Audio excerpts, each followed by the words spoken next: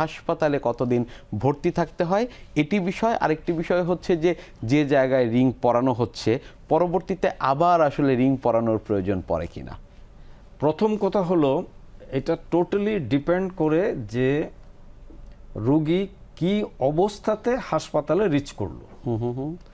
এখন আমি আমার দুবাইয়ের সেটিং বলি, আমি প্রায় 44 বছর দুবাইতে হৃদরোগে কাজ করি।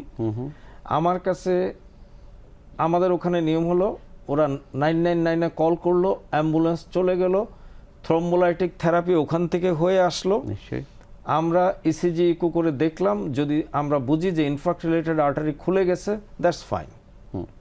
আর যদি না খুলে থাকে আমরা সঙ্গে সঙ্গে তাকে ক্যাথল্যাবে নিয়ে যাই, অ্যাঞ্জিওগ্রাম করি এবং আমরা এবার বেলুন অ্যাঞ্জিওপ্লাস্টি করি বা স্ট্যান্টিং করি এবং তার পরের দিনই কিন্তু রোগী সুস্থ হয়ে বাড়ি চলে যায়। আমাদের দেশের ক্ষেত্রে এই জিনিসটা এত সহজ না, কারণ বেশিরভাগ রোগীরই কোনো বাজেট থাকে না, ইন্স্যুরেন্স নাই, এখানে টাকা একটা বিরাট ফ্যাক্টর। নিশ্চয়ই।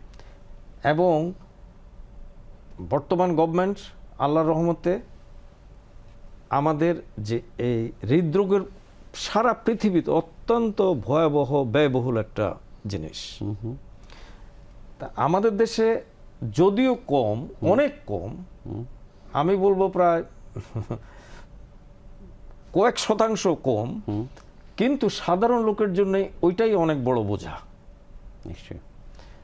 কারণ 2 লাখ টাকা পকেটে নিয়ে হাঁটার লোক পুরো বাংলাদেশে খুব কমই আছে, কিন্তু ওই মুহূর্তে ধরেন আপনার একটা ইনজেকশন দিতে 60,000 টাকা লাগতেছে।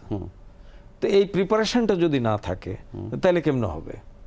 এবং যখন হার্ট অ্যাটাক হয় বেশিরভাগের ক্ষেত্রেই এটা থাকে না। 3,500 টাকার স্ট্রেপ্টোকাইনেস কেনার টাকাও আমাদের অনেক রোগীদেরকে আমাদের নিজেদের পকেট থেকে দিতে হয়। নিশ্চয়ই। আর 2 নম্বর হলো যে রোগী যদি এখন কার্ডিওজেনিক শকে থাকে, আমি কোনো অবস্থাতেই তাকে অ্যাঞ্জিওপ্লাস্টি করতে পারবো না। নিশ্চয়ই। তার লাংসের যেই ফ্লুইড আছে এটা আমাকে আগে ড্রাই করে, তার স্যাচুরেশন ইমপ্রুভ করে, তার ব্লাড প্রেশার ঠিক করে, তার হার্ট রেট ঠিক করে তারপর আমাকে অ্যাঞ্জিওপ্লাস্টিতে যেতে হয়।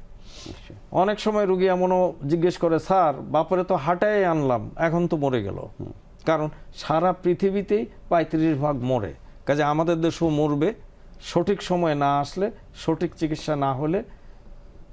এর বেশি আমাদের তো কিছু করার নেই। নিশ্চয়ই।